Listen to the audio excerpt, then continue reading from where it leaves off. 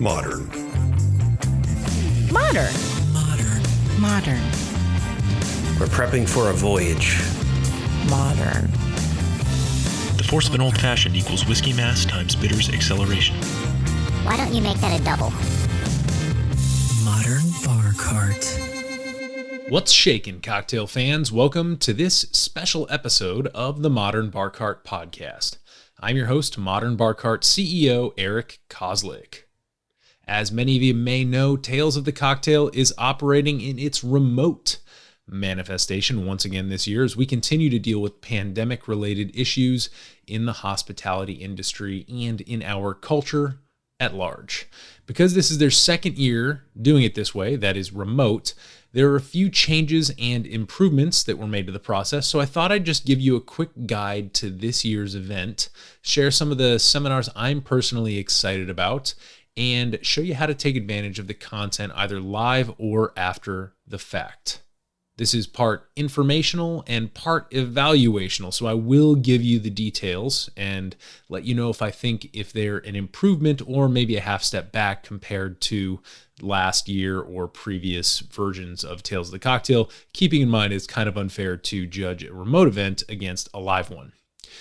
The one primary disadvantage, of course, in all this is that this episode is going to drop on the final day of scheduled programming for the conference. So the live options are going to be limited, but there's so much great content to celebrate that I still think you'll find a way to get some free value out of this year's Tales of the Cocktail event. With that, let's jump straight into this quick guide to Tales of the Cocktail 2021.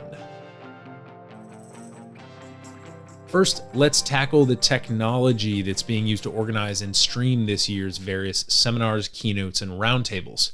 If anyone has attended Tales of the Cocktail in the last 5 or so years, you'll probably recall that they've made use of a custom app for the event that synced up with your phone's calendar and acted as a repository for session information like the description, location, and timing of each seminar, tasting room, and brand activation.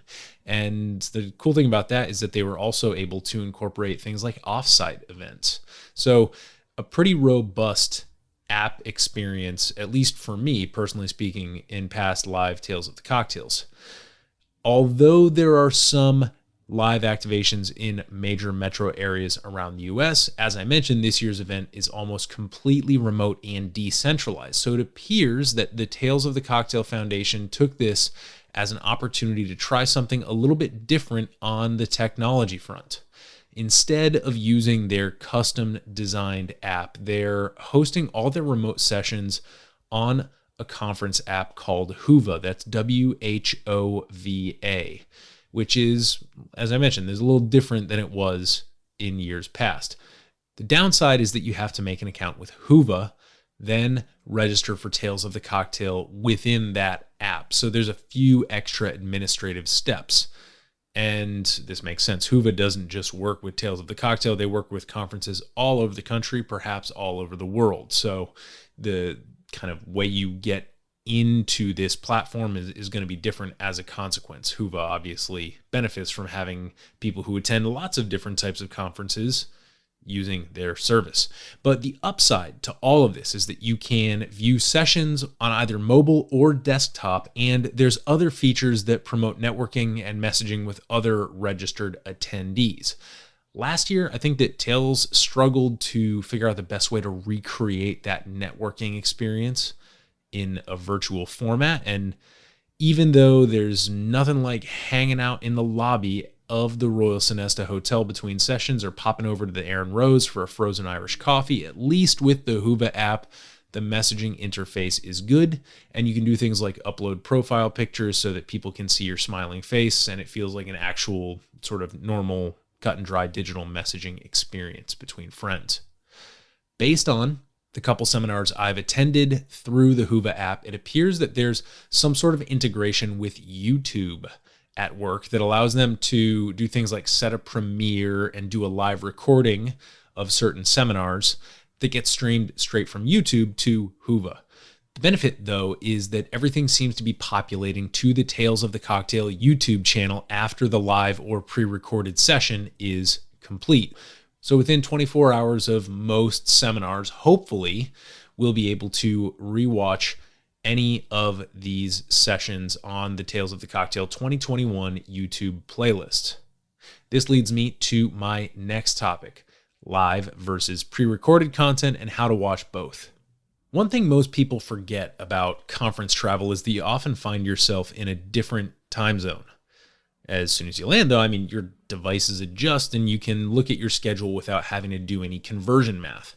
However, if you, listening to this right now, are not located in the central time zone, you're probably going to need to bust out some conversions because all the events for Tales of the Cocktail are taking place as if they were in New Orleans. The Whova app does have an option for you to toggle between your time zone and central time, but a lot of folks either appear to be missing this entirely or just not understanding how it works, because before a number of sessions I've seen people asking like, hey, what's the deal? This session's not going. Well, it's because you're in a different time zone and you're not converting to central. So word to the wise, if you're trying to attend a session, make sure you know exactly what time it's going to air.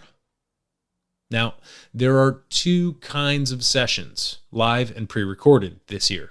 The Whova app has little kind of convenient color-coded tags that call this out, as well as what category of event it happens to be, such as business. They have a series called Beyond the Bar. They have different categories for mental and physical health, etc., etc. Now, I've watched a couple of events live, and the nice thing about what the Whova app does is that regardless of whether an event is live or pre-recorded, at least when you log into the Whova app during the event, if you need to take a bathroom break during a live event, you can actually pause it and then, just kind of keep going as if it was pre-recorded.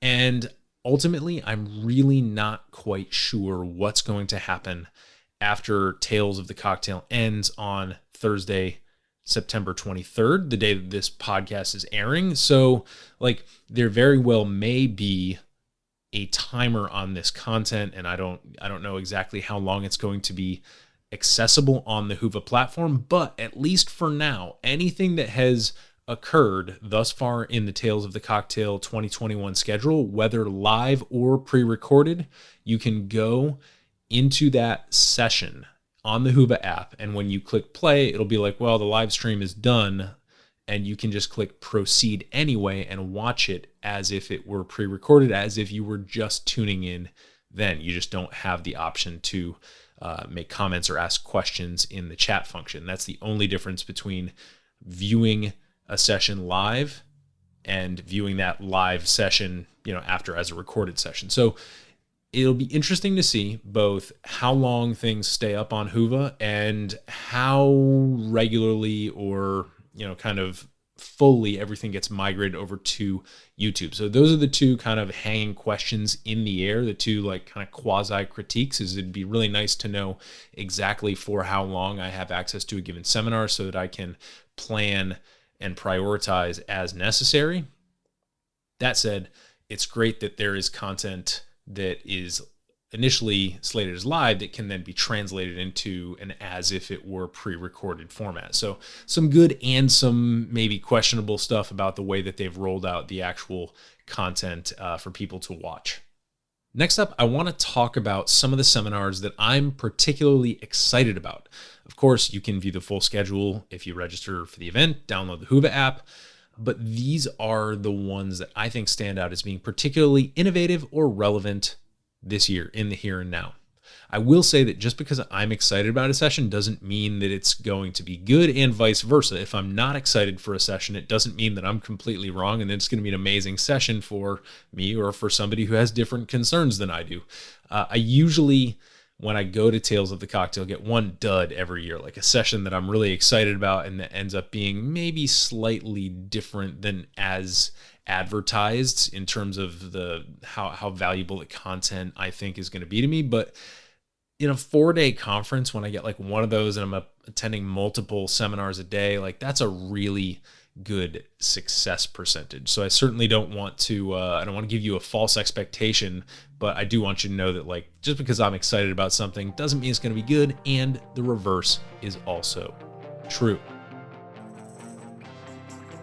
This episode is brought to you by Near Country Provisions.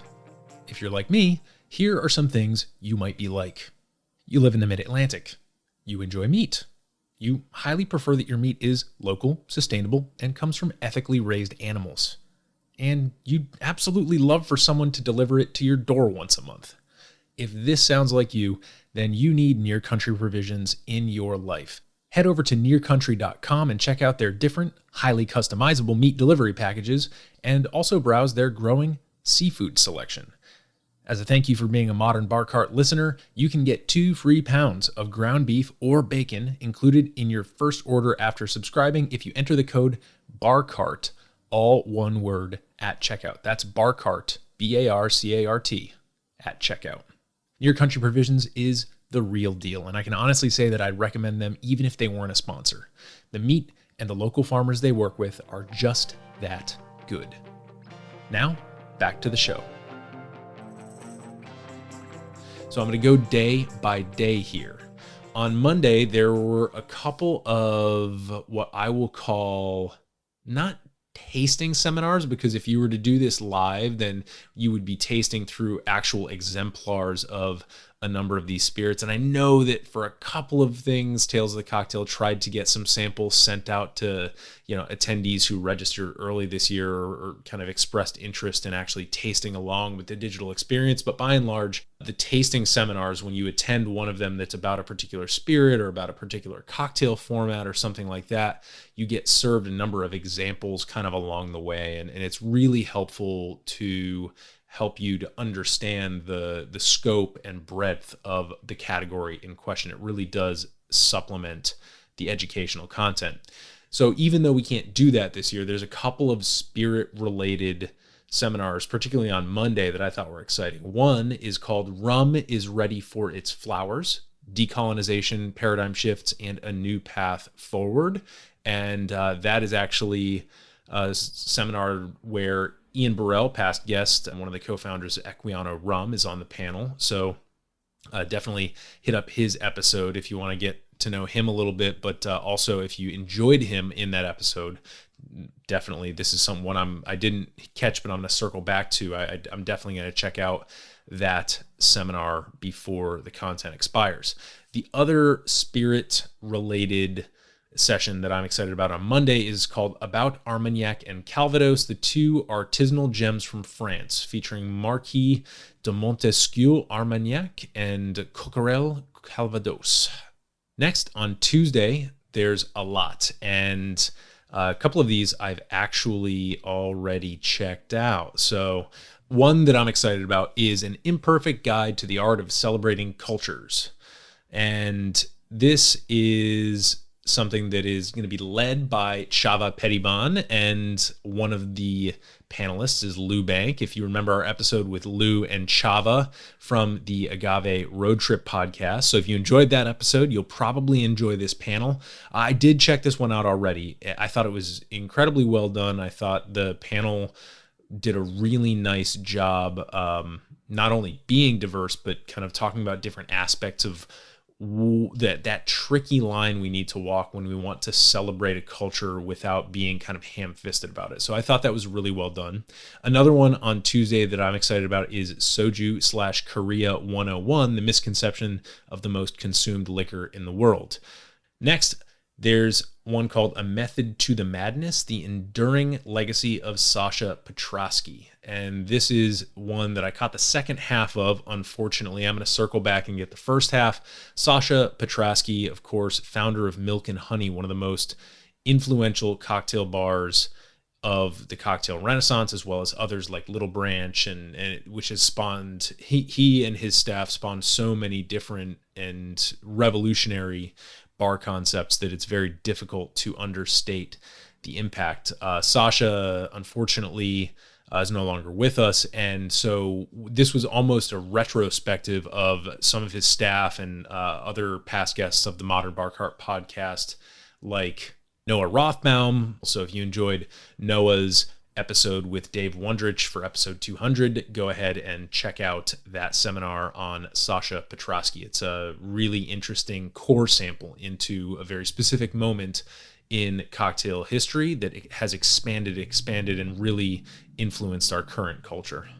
Next up, Wednesday, we have a design-driven discussion called Bar Design for Real People that I'm kind of interested in because I like design thinking. I always encourage people to try and take a design thinking approach to different processes, to cocktails, and the way that they produce spirits. I think design thinking is a really helpful lens with which to view the world. So I'd be very interested to hear about like how bars are designed. It's something that I've been wanting to do an episode on for a while, actually, or a series of episodes, but I just haven't figured out the exact way in. So I'm looking forward to attending that, as well as, of course, a panel that our friend Derek Sandhouse is on.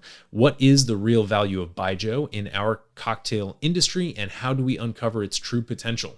So in addition to the soju, I'll definitely be doubling down on my recent Baijiu obsession, hitting up Derek's seminar. And then also there's a fun one about sparkling wines. It's called Whose Bubbles Are in Your Glass? And this is a panel with Dale DeGroff and a couple of awesome, really influential other speakers from the bar industry. And it seems like the thesis is that, yes, sparkling white wine might seem like a monoculture, but there's a lot of diversity within it in terms of different styles and different classifications and denominations and different ways to apply those to cocktails. So I kind of want to hear this session, not just for the star-studded power that is on it, but also just because like, that's a pretty nerdy little deep dive. That's something that I would do. So, hey, who knows? Maybe we'll bring somebody on to do a little mini version of it here for you on the podcast. Finally, Thursday, we've got Digging for Pete. That's P-E-A-T. We're not digging up a guy named Pete. Digging for Pete, a geeky dive into the production of peated Scotch whiskey. And of course, this is another real nerdy little kind of narrow focus.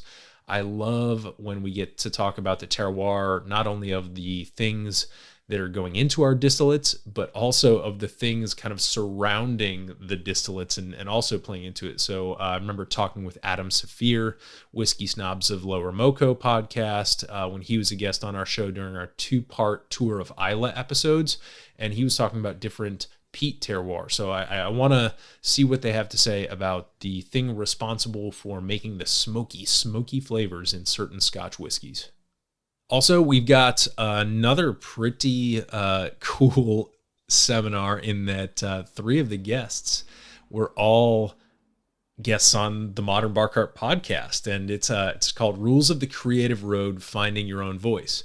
Now, Dave Arnold is the only person on this panel that has not been a guest on the Modern BARCART podcast, and he runs a podcast that I listen to quite often called Cooking Issues over on Heritage Radio Network, along with our friends from the Speakeasy.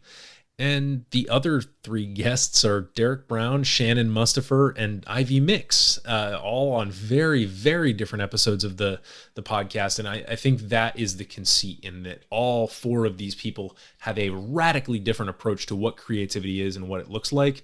And so I'm very, very excited to tune into that. I feel like if more than 50% of the entire panel is comprised of past guests, then I have this sort of a moral obligation to be there and check it out. So I'm very excited for that. That should actually go live after this podcast is published. So if you're listening to this like literally an hour or 2 after it drops, then you probably got time to make some wiggle room in your schedule and attend that live session. But again, should be still available after it concludes the live event.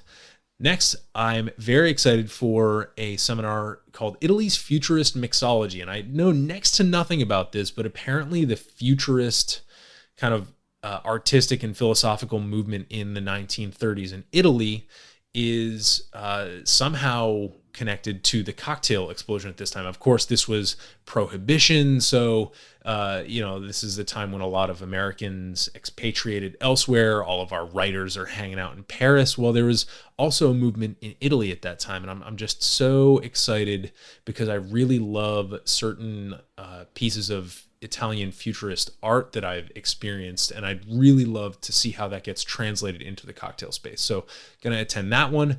And then, of course, here at the Modern BARCART podcast, we're a finalist for the Tales of the Cocktail Spirited Award called Best Broadcast Podcast or Online Video Series. That will take place sort of like, that's the concluding big event for Tales of the Cocktail. It'll take place Thursday, September 23rd, the day this episode drops, and it's going to be at 4 p.m. Central, so Tales of the Cocktail, NOLA time, and 5 p.m. Eastern, which is going to be the time that I'm going to be tuning in. So just want to thank everybody again for, getting us to the point where we were nominated for this award.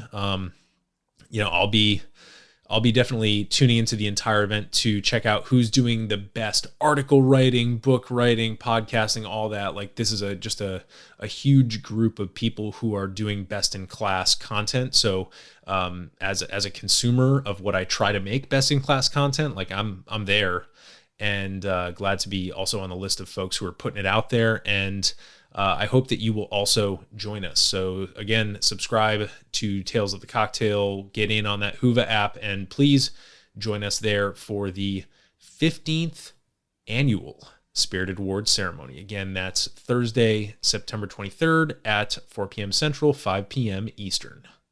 Overall, my thoughts are that there's a lot of positive stuff to take away from this year's remote Tales of the Cocktail. I think the Whova app offers some interesting features that weren't available in past years, and I think if they continue to offer perhaps a discounted but still paid remote access to certain events in the future, back when Tales of the Cocktail is live again, they'll actually be able to make some more money on each session because remote viewership is completely uncapped, whereas a conference room or a hall with a fixed number of seats is capped. And normally I wouldn't care if a conference makes money, but Tales of the Cocktail is a non-profit, and they throw a lot of resources into supporting the bar community. So I absolutely think it's in everybody's best interest for the event to be as profitable as possible.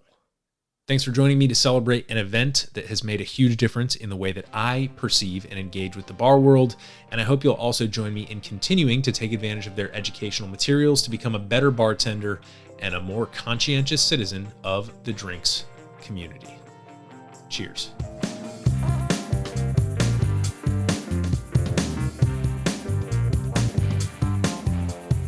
Hey everybody, thanks for listening. If you enjoyed this episode, there's two big things you can do for us here at Modern BARCART.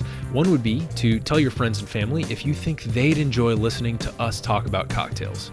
And if they don't download podcasts, they can always stream our episodes on their desktop directly from the show notes page at modernbarcart.com. The other thing you can do to help would be to head on over to iTunes or wherever you download your podcasts and leave us a review. 5 stars are great, but we're more interested in your feedback.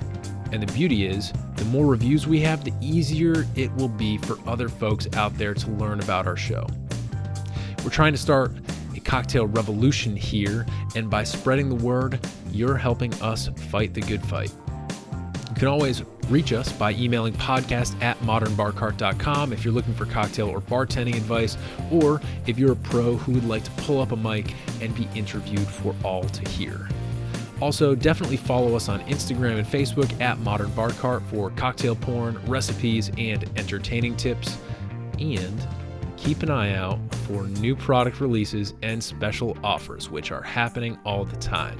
We love our listeners, and we really enjoy giving you exclusive discounts and sneak peeks at our latest and greatest cocktail projects. This episode may be over, but for you, the mixological fun and adventures are just beginning. So remember, folks, drink responsibly and experiment boldly.